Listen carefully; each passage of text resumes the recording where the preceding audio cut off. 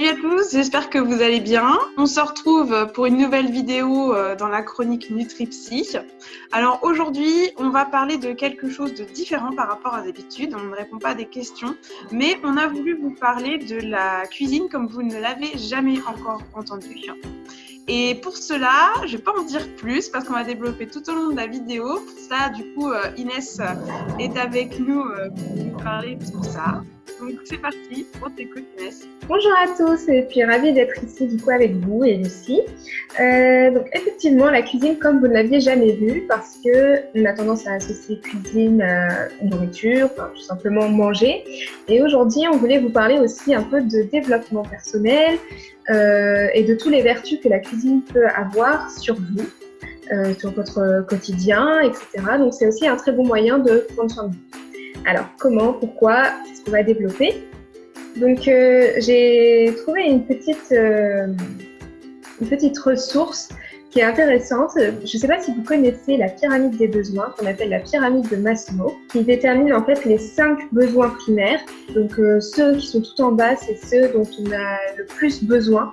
Et puis plus on monte et plus ça nous permet de nous développer en fait. On ne peut pas passer au palier suivant si on n'a pas le premier. Là, je vous en parle parce que si on l'associe à la cuisine, on se rend compte que c'est quand même très lié et qu'en cuisine, eh bien, on peut aussi réaliser tous ces besoins-là. On a les besoins physiologiques, on a le besoin de sécurité, le besoin d'appartenance et d'affection, le besoin d'estime de soi et enfin, pour finir, le besoin de réalisation de soi. Alors, comment l'associer à la cuisine? Dans le besoin physiologique, vous vous en doutez, c'est tout simplement le fait de manger. Voilà, le fait de se nourrir, de ne pas mourir de faim et donc quand on cuisine, évidemment, c'est le premier besoin qu'on remplit. Mais pas que. Une fois qu'on a rempli ce premier besoin, le besoin de sécurité, lui, peut être rempli par le fait de manger des choses saines et donc ça serait pour garder une bonne santé. Donc la sécurité, c'est aussi la sécurité physique, de rester bien en forme et donc quand on cuisine aussi pour ce besoin-là. Sécurité aussi d'avoir ce qu'il faut dans le frigo. Oui, aussi. Le troisième palier, donc c'est l'appartenance et l'affection. Comme vous le savez, généralement, on ne cuisine pas que pour soi. On a tendance à cuisiner aussi pour les autres. Et c'est aussi ça qu'on remplit quand on cuisine, c'est ce besoin-là de faire plaisir à autrui, de partager un repas ensemble. Et puis même parfois aussi, dans certains cas, de cuisiner ensemble. On peut vous recommander par exemple de cuisiner avec votre conjoint, ou avec des amis ou même avec vos enfants. C'est un bon moment qui permet de créer des liens. Par rapport aux enfants, ça peut les stimuler, ça permet de les encourager, etc. C'est plein de points positifs. Le quatrième palier, donc c'est l'estime de soi. Alors comment associer cuisine et estime de soi? Eh bien, tout simplement parce que à la fin, quand on a fait notre petit plat ou gâteau, entrée, plat, tout ce que vous voulez, à la fin, on est plutôt fier de soi. On a accompli quelque chose. On peut avoir la reconnaissance des personnes qui ensuite vont manger le repas. On va avoir un remerciement. C'est tout cet aspect-là sur l'estime de soi qui peut être intéressant. Ceux qui cuisinent, ils ont besoin d'imaginer des choses, de créer des recettes, des choses comme ça. Et moi, par exemple, je sais que si j'ai pas ce petit piment-là de pouvoir créer des choses au quotidien, eh bien, je suis éteinte, quoi. Je suis pas bien. Donc, la cuisine aussi, ça a un effet thérapeutique, mais l'estime de soi, ça veut dire que j'arrive à créer, j'arrive à faire des choses bonnes qui sont validées par le reste de la famille, mais qui du coup m'a permis aussi de moi me construire et de voir que j'ai plein d'idées pour faire des choses, pour faire ne serait-ce que des décorations.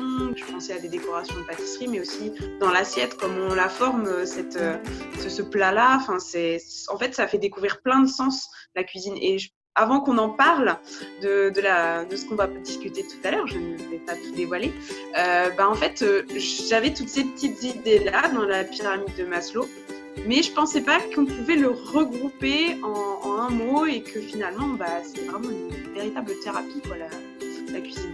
Et c'est marrant parce que ce que tu disais là de la créativité et de réussir en fait ce que tu as fait, de te sentir... de t'accomplir un peu, et bien ça c'est justement la 5e étape, le 5e besoin de la pyramide. c'est la réalisation de soi. C'est celui-ci, c'est la réalisation de soi. Et donc, c'est tout à fait ça. C'est ce côté, justement, où tu vas pouvoir te créer, où tu vas pouvoir innover, où tu vas être vraiment dans un moment pour toi aussi. C'est aussi un moyen d'introspection, c'est un moyen d'évacuer un peu tous ces problèmes pour se focaliser sur l'instant présent, parce que quand on cuisine, on est très concentré sur autre chose. Ça nous oblige à être dans le moment présent et c'est aussi un très bon moyen d'évacuer du stress. Mais surtout que le cerveau, il peut pas.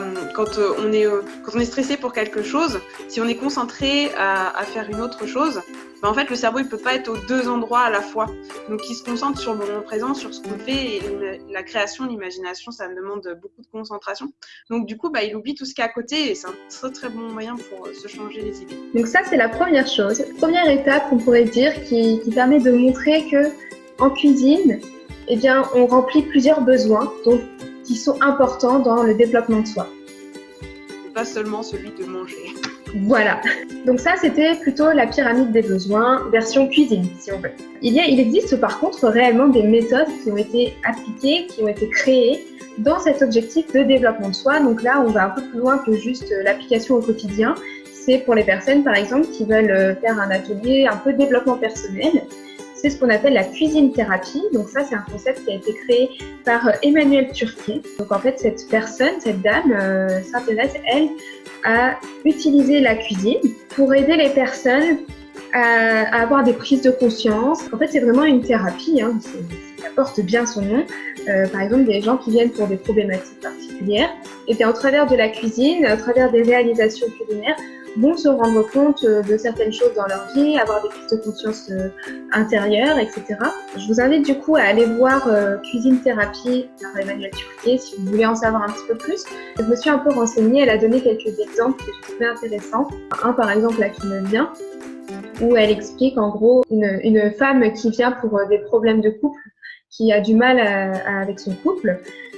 Et elle doit créer à un moment donné une structure avec des aliments. Enfin, elle essaye de relier plusieurs aliments entre eux en cercle et puis elle voit que ça s'effondre un petit peu, que ça a du mal à tenir et que ça la frustre un peu. En fait, elle représentait les parties un peu du couple, quoi.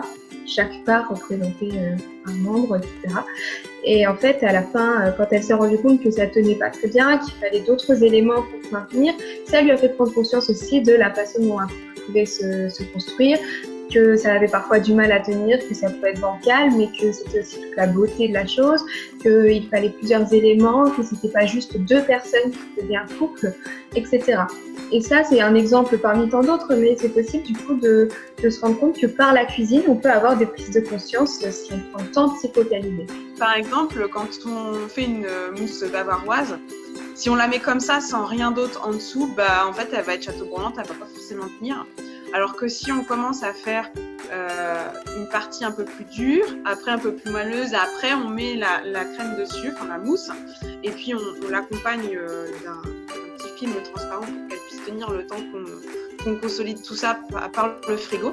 Et du coup, on se rend compte quand on fait des constructions comme ça, que oui, effectivement, on peut faire des exemples avec la vie courante et que c'est exactement pareil. Ou quand on parle d'une maison, quand on parle d'un projet et comparaison avec une maison, il faut des fondations, il faut quelque chose vraiment en béton, des connaissances par exemple, pour pouvoir réaliser un projet.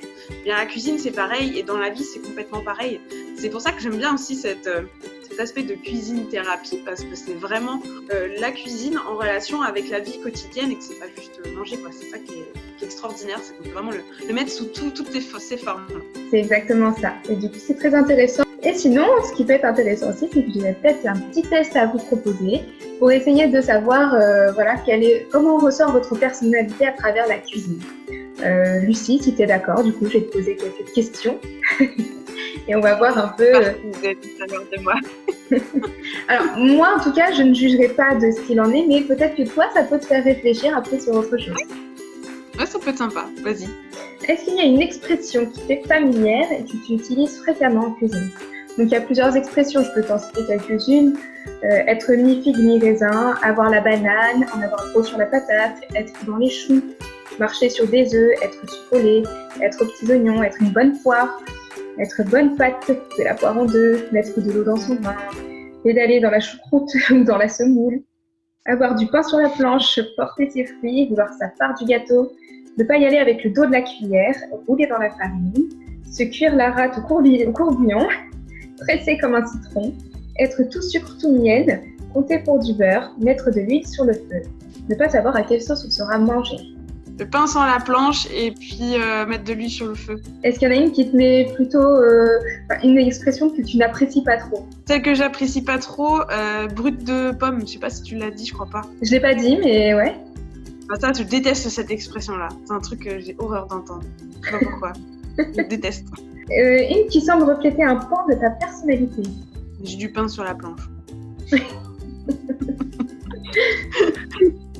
Il y en a toujours. Et une que tu détesterais qu'on t'attribue. Pédaler dans la semoule. Je comprends. Est-ce que tu as la sensation qu'il y en a une là qui pourrait refléter ton état du moment? Mi-figue, mi-raisin. Ok. Donc ça, c'est quelque chose que vous pouvez faire aussi chez vous si vous avez envie. Dans un premier temps, ça peut être sympa et puis ça permet après de se questionner. Tiens, pourquoi est-ce que je pense ça d'ailleurs? Maman me dit pourquoi. Quels sont tes rituels en cuisine? Donc, je sais pas, est-ce qu'il y a des traditions auxquelles tu es particulièrement attachée? Et puis, si c'est le cas, d'où est-ce que ça vient? Quand je fais à manger, je commence toujours, mais ça c'est logique, mais je commence toujours par cuire tout ce qui est féculent, tout ça, parce que ça met plus de temps à cuire que les légumes ou que la viande. Me laver les mains avant de faire la cuisine. Ça, oui. L'apéro, le vendredi soir pour fêter le week-end, la fin de la semaine. Bah oui, mais ça fait partie d'un rituel. À quel point c'est difficile pour toi d'y déroger? Parce que ça marque la fin de la semaine. On bosse assez dur comme ça la semaine, donc du coup ça nous fait un petit moment de détente avec mon chéri tous les deux. Donc soit c'est un apéro, soit c'est on va au restaurant, on se fait un petit. Le vendredi en général c'est le repas plaisir où vraiment on se fait plaisir et puis on regarde pas trop et voilà. On partage ce qu'on a envie, on change les idées. On invite des amis, ou voilà, c'est vraiment notre petit repas un peu cool quoi. Ok, sympa. Alors, quel est votre aliment doudou? Alors, c'est-à-dire une nourriture réconfortante, une nourriture qui pourrait t'apaiser, un aliment qui t'apaise, qui peut te réconforter. Si par exemple tu as des émotions difficiles, est-ce qu'il y a quelque chose qui te réconforterait, que ce soit au niveau de sa texture, sa saveur? Qu'est-ce que tu aimes dans cet aliment? Le fromage. Ok, le fromage. Il y en a qui diraient le chocolat. Ouais, toi, c'est quoi? C'est le chocolat, non? Je pense que ça pourrait être le chocolat, ouais. On a chacun notre petits trucs comme ça, c'est marrant. Mais j'aime bien aussi le fromage, hein. Mais oui, alors après, c'est ça dépend des personnes. Essayez de prendre le temps de réfléchir à cet aliment, qu'est-ce qu'il procure comme sensation, à la fois sur le plan physique, émotionnel, sur le plan mental, psychologique. D'ailleurs, j'aime bien cette expression-là, cet aliment doudou. Je pense que je vais la garder. Ouais. Cet aliment doudou, c'est aussi celui vers lequel on va plus aller quand ça va pas, ou quand on a envie, quand ça va pas, ou quand on a envie de se réconforter d'une journée un peu pourrie ou des choses comme ça. On va plus facilement aller vers cet aliment-là que vers d'autres aliments, vers un fruit ou choses comme ça. J'ai beaucoup de clients qui me disent ça et c'est vrai que cet aliment doudou, j'aime bien. C'est trop mignon ce nom. Attention, avec modération, parce que généralement, cet aliment doudou, il n'est pas toujours très sain en grosse quantité. Voilà, c'est tellement doudou que des fois, on pourrait se baigner dedans. Hein. Alors, quelles sont vos peurs en cuisine? Est-ce que toi, tu as une peur qui te vient quand tu cuisines? Quand je fais des galettes, je fais toujours attention à ce que mes cheveux soient en arrière. Parce que quand j'étais petite, j'avais fait ma douche, je cuisinais, en fait j'avais fait des galettes, c'était à la poêle et du coup je me suis fait peur parce qu'il y avait mes cheveux qui étaient vachement longs, j'avais les cheveux longs jusqu'aux fesses et il y a eu une flamme qui est partie, c'était juste au bord, c'était en train de cramer juste au bord, j'avais pas fait gaffe et en fait c'est remonté comme ça sur mes cheveux. Heureusement, je venais de faire mon shampoing, heureusement pour moi, sinon je prenais feu, la tête comme ça.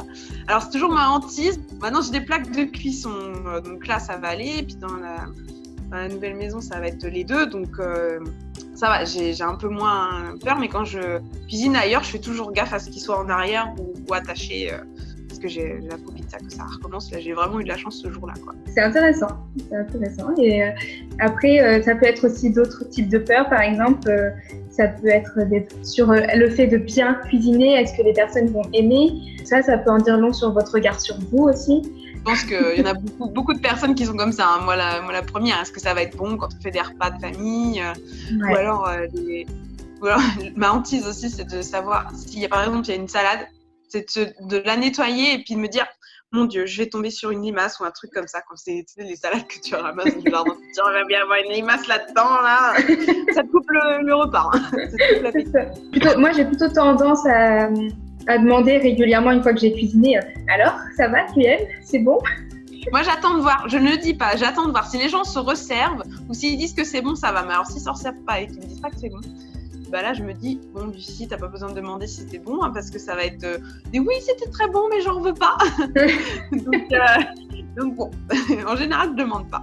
Donc, ça peut être intéressant. Vous pouvez vous poser la question, du coup, quelles sont vos peurs liées à la cuisine? Qu'est-ce qu'elles peuvent dire sur vous? Et puis, voilà, est-ce que ça entre en résonance avec d'autres domaines de votre vie? Voilà, vous pouvez vous poser aussi toutes ces questions. Pourquoi aimez-vous cuisiner? Alors, est-ce que tu adores cuisiner parce que ça te vide la tête ou parce que ça te permet d'explorer ta créativité, comme tu le disais? Ou est-ce qu'il y a d'autres choses encore? Moi, c'est vrai que la cuisine, ça a toujours été quelque chose que j'aimais depuis toute petite. Et effectivement, au départ, c'était parce que j'aimais tout simplement m'occuper, parce que c'était un peu sué chez moi. Hein. J'habitais en pleine campagne et du coup, on ne pouvait pas sortir hein, parce que les copains, ils étaient loin. Donc, c'était plus au départ pour m'occuper et puis petit à petit, ça a été pour faire plaisir aux autres. Donc là, toi en bonne psychologue, tu vas pouvoir analyser tout ça. C'était plus pour faire plaisir aux autres et puis j'attendais toujours de savoir alors est-ce que c'est bon, tout ça. Enfin, c'était vraiment pour me dire bon j'ai quand même fait quelque chose, j'ai réussi quelque chose, c'était bon. Donc c'était plus pour me réconforter dans ma position et me dire t'as réussi à faire quelque chose, quoi, tu peux être fière de ça, quoi. Plus maintenant, c'est pour créer parce que je me suis rendu compte que j'adore faire la cuisine et qu'il y a eu un moment où en fait je n'ai plus fait beaucoup de cuisine. C'était un moment où ça n'allait pas trop dans ma tête, dans la vie quotidienne, c'était un peu le bazar et j'avais plus trop le temps de cuisiner malheureusement. Et en fait ça me manquait. Et en allant voir mon acupunctrice, on en a discuté de ça et c'est là aussi où je m'en suis rendu compte. C'est qu'elle m'a dit, après elle commence à me connaître un petit peu, hein, elle m'a dit est-ce que Lucie, tu continues encore à cuisiner en ce moment? Et je lui ai dit non, j'ai plus le temps, c'est mon mari qui le fait à ma place. Elle me dit ce serait peut-être pas mal que tu le fasses, ça faisait quoi, peut-être une semaine, 15 jours. Elle me dit ce serait pas mal que tu te remettes dedans, tu vas voir que ça va, t'as l'idée, t'as un esprit créatif et que quand toi tu créais pas, et du coup c'est que t'es épuisé ou c'est que ça va pas en fait, il y a quelque chose qui va pas. Et effectivement, je me suis analysée après et quand je cuisine beaucoup, j'ai des idées mais de folie, mais pour n'importe quoi. Franchement, je suis tout le temps en train de me dire tiens, ça je pourrais faire ça, ça je pourrais faire ça, que ça soit des idées de déco, que ça soit des idées pour des sujets de vidéos, des idées de sujets de publication à vous transmettre, ou alors tout simplement d'aller de faire de la couture, ça me vient comme ça. C'est vraiment dès que je me mets à cuisiner, il y a plein de choses qui s'ouvrent à moi. Je n'imagine même pas et c'est là que je puise en fait ma créativité. Ouais, mais ça je connais complètement aussi. Moi j'aime bien aussi créer et c'est aussi ce que j'aime bien dans la cuisine. Généralement je prends des idées de recettes et puis je le fais complètement à ma sauce. Et c'est aussi ça que j'aime bien. Ouais. c'est ça que j'aime le mieux. C'est aussi un moment de liberté, hein, donc c'est intéressant quoi. On ne se limite pas juste à une recette. Puis personne va nous dire « Oh mince, t'as pas mis tant de grammes de sucre ou tant de grammes de machin. » On s'en fout, personne va le voir du moment que c'est bon à la fin. C'est ça, tant que c'est bon. C'est super intéressant. Et puis là, il y a une dernière question. Est-ce que cuisiner sain, c'est une obsession chez toi? Disons que je fais, oui bien sûr que j'aime bien cuisiner sain parce que je veux être au top de ma forme. Déjà, j'ai eu mon programme de remise en forme, donc déjà ça m'a permis de voir que les aliments qui étaient vraiment sains pour mon corps me donnaient la pêche. Mais il y a toujours des aléas dans la vie, on ne peut jamais être parfait au top du top dans la nutrition. Et il y a des moments où, comme tout le monde, ça allait un peu moins bien. Et c'est là où on se dit, excusez-moi de l'expression, mais quand on bouffe de la merde, on est vraiment, mais pas au top de sa forme du tout. Non seulement ça, et en plus, on n'est pas très beau à regarder, hein, parce que t'as les boutons qui viennent partout, c'est horrible. Et oui, pour moi, si j'ai une obsession dans mes repas, c'est vraiment de mettre des légumes, beaucoup de légumes. Ce que je ne faisais pas avant mon programme de remise en forme, peser 8 kilos de plus. Pour moi, c'est vrai que c'est important et ça permet quand même, on se sent mieux, on a une meilleure digestion, on pète la forme et ça c'est vraiment c'est impressionnant. Quand on mange sain, équilibré, mais ça n'empêche pas de manger gourmand à côté. Hein. Au contraire, on peut très bien allier les deux. Mais c'est vrai que quand on voit qu'on a tous les bons aliments dans l'assiette, on passe une meilleure journée, on est beaucoup plus énergique et puis ouais, c'est un état complet dans lequel on est et qui, moi, en tout cas, si j'ai pas tout ça, je suis pas au top de ma forme. Je peux pas être énergique comme je suis actuellement. Je peux pas faire autant de choses comme je fais actuellement. Ouais. Merci d'avoir répondu à toutes ces petites questions. Alors, ce que je peux faire, c'est que je créerai un petit document. Comme ça, il sera un petit peu plus complet, il y aura plus de questions aussi. Comme ça, si vous voulez aussi le faire chez vous et vous prendre le temps de vous poser et d'y réfléchir, ça peut être intéressant d'essayer de voir votre lien entre votre façon de cuisiner ou de penser et de percevoir la cuisine et vous-même, votre personnalité, les événements qui peuvent vous arriver actuellement et vos besoins. Et du coup, ça donne quoi, moi, ça révèle quoi, là, le test? Ah, ben c'est à toi de voir ce que ça révèle. Ah, je croyais qu'il allait me dire comment j'étais, machin. Ah non, parce qu'en fait, justement, le but là, c'était d'essayer de libérer soi-même un peu plus les pensées. C'est tellement large que de toute façon, ça sera trop précis pour. Si c'était un test qui répondait vous êtes plutôt comme ci ou comme ça serait pas assez, ça correspondrait pas assez à ton profil parce qu'il est vraiment propre à toi et que chacun a son profil type qui lui correspond. D'où l'importance, en fait, c'est simplement un moment d'introspection et de réflexion sur soi-même. Donc, l'idée, c'est pas d'avoir un profil type, mais de se dire ah bah tiens, c'est vrai que je fonctionne un peu plus comme ça. Ah, pourquoi plutôt cette expression? Ah bah tiens, c'est vrai que j'ai cette peur-là, je savais pas qu'elle venait de là. Bah oui, maintenant je comprends mieux, etc. Ça peut être intéressant, c'est plutôt pour moi. Alors du coup, et puis sinon, une dernière chose, vous avez ce qu'on appelle la culinothérapie. Donc on vous a parlé, nous, de la cuisine thérapie, plutôt développement personnel, applicable à n'importe qui. Là, on a plutôt la culinothérapie. En fait, elle s'adresse principalement à des personnes, par exemple des personnes âgées ou en maison de retraite. C'est des ateliers en fait qui sont mis en place. Pour les personnes âgées, mais il y a aussi pour les personnes handicapées, que ça soit psychologiquement ou alors physiquement. Je sais que moi, quand j'ai travaillé à la FM Téléthon, il y avait des cours de cuisine qui étaient organisés. Donc, ils ne pouvaient pas les faire de par leur pathologie. Mais par contre, ça permettait d'être un moment convivial et puis en même temps de les faire réfléchir sur telle ou telle chose. Pourquoi on pèse ça? Parce que ça va faire quoi dans la cuisine si on le mélange avec tel ou tel ingrédient. Puis bon, après, il faut dire aussi qu'ils aimaient les goûter. Hein. Mais c'était vraiment un moment thérapeutique, vraiment pour les faire évoluer. Et autant avec ces personnes-là qu'avec des personnes qui ont des difficultés psychologiques. C'est ça. Et alors, ce qui est du coup intéressant, en fait, et qu'on peut associer, du coup, on ne se rend pas toujours compte à quel point la cuisine peut être importante et intéressante, c'est que déjà, dans un premier temps, cuisiner, ça va stimuler tous nos sens. Voilà, donc que ce soit la vue, parce que on crée des belles choses, on voit des ingrédients de couleurs différentes, de formes différentes. On a l'ouïe, quand on entend le four en marche, on entend les petits crépitements de la viande dans la poêle. Le toucher, plutôt quand on cuisine, évidemment, on touche les ingrédients, on les épluche, on les coupe, on est beaucoup dans les textures, dans les matières. Passage, les choses que par exemple, je sais pas si tu es comme ça aussi, mais moi par exemple au toucher, ce que je déteste faire, c'est des pâtes. Des pâtes à pain, des pâtes machin, t'es obligé de mettre tes doigts dedans, d'en avoir plein collés là, ça c'est un truc que je déteste. Ah oui, moi c'est pour ça que généralement j'essaye de faire que des recettes qui nécessitent des ustensiles et pas les mains. Mais qu'est-ce que ça veut dire chez moi ça? Je sais pas, on va poser la question à une psychologue, tiens. Hein. je réfléchirai, je vais y méditer. Pour moi, ça me fait penser plus à la question de propreté et d'hygiène, parce que personnellement, je me lave très très très souvent les mains. J'ai toujours peur des microbes, des bactéries, que les gens me touchent et qu'ils soient sales. Ça, c'est mon truc à moi. Alors forcément, en cuisine, si je me suis pas lavé les mains 40 fois, c'est pas normal. Je crois que ça doit être les petites mimiques des paramédicaux, tu vois. Se laver les mains 36 000 fois quand tu rentres chez toi, quand tu fais quelque chose. Je me lave les mains. C'est ça. Donc, la vue, l'ouïe, le toucher, l'odorat, en cuisine quand même. On sent les bonnes odeurs, on sent toutes ces bonnes choses. Ça stimule aussi la mémoire, puisque ça peut rappeler des souvenirs, certaines odeurs associées à des souvenirs.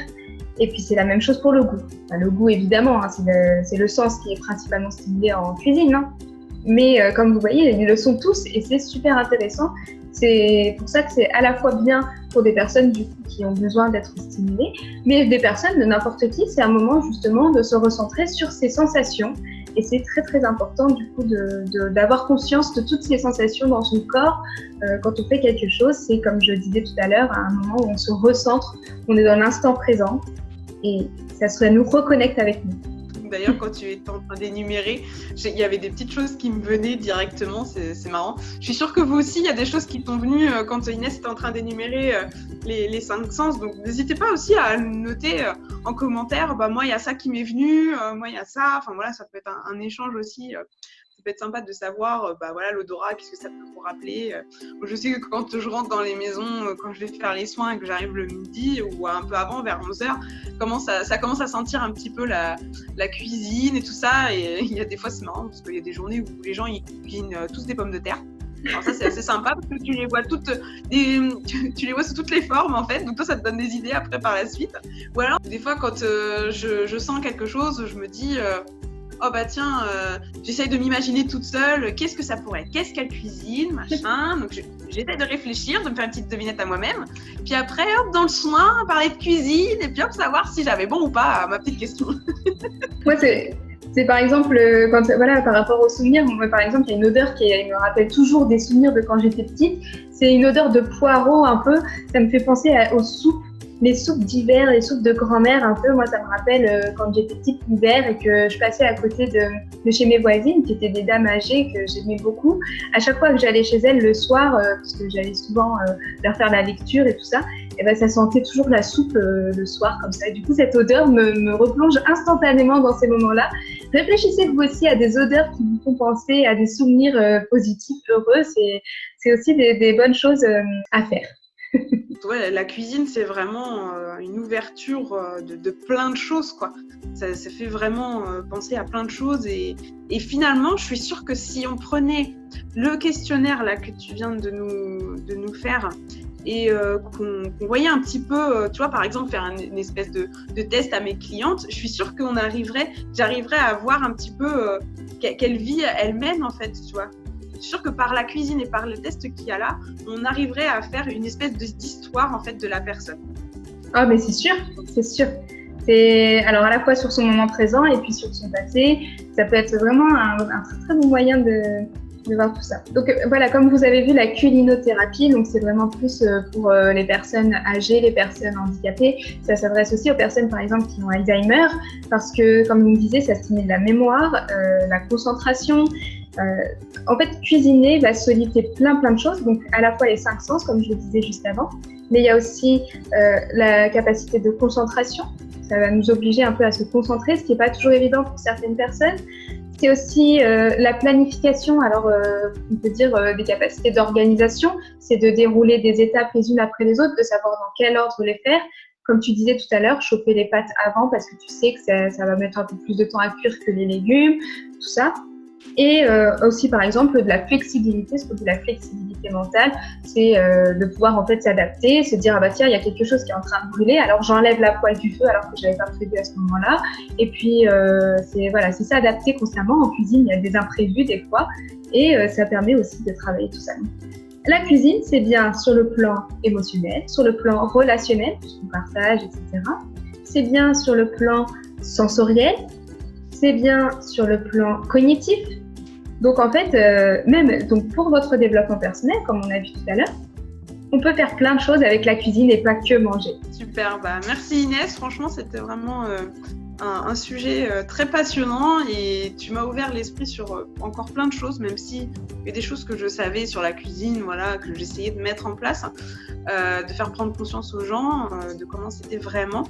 Mais là, tu m'as ouvert l'esprit sur d'autres choses qui font que ouais, c'est vachement intéressant de prendre la cuisine comme exemple et de pouvoir un petit peu délier tous les petits nœuds que les gens n'oseraient pas forcément dire des fois.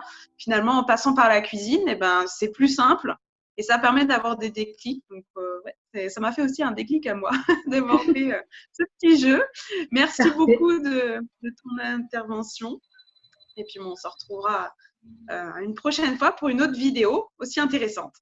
Avec plaisir, merci beaucoup et puis merci à vous. Et n'hésitez pas du coup à commenter si ça vous a intéressé plus et si vous avez fait ce petit test. Voilà. N'hésitez pas à mettre vos commentaires ci-dessous, des idées de sujets ou quoi que ce soit. Ce sera avec plaisir qu'on y répondra. Allez, ciao! Ciao!